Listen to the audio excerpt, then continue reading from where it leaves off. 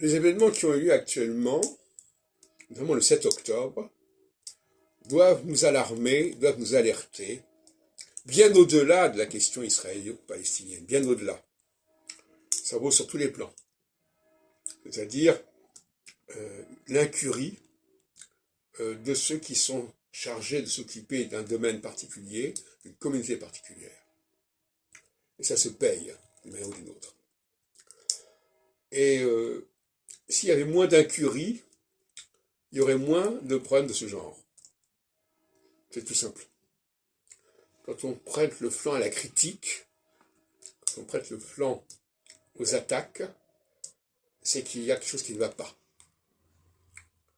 On ne veut pas faire l'apologie des assassins, mais on sait très bien, d'ailleurs on le dit très clairement, souvent, que s'il y a une insécurité, c'est parce qu'il n'y a pas assez de sécurité, tout simplement.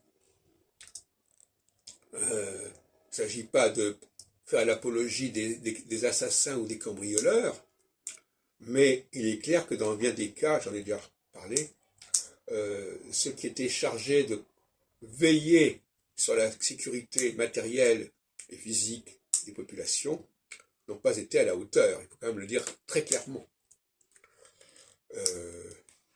Si tout le monde était à la hauteur, les choses se passeraient autrement. Alors maintenant, il faut toujours relativiser les succès. Les succès sont le résultat d'une incurie. Quand le succès consiste à déjouer les attaques, ça va bien. Mais quand les succès sont le fait des attaques elles-mêmes, c'est qu'il y a une incurie, c'est qu'il y a un dysfonctionnement.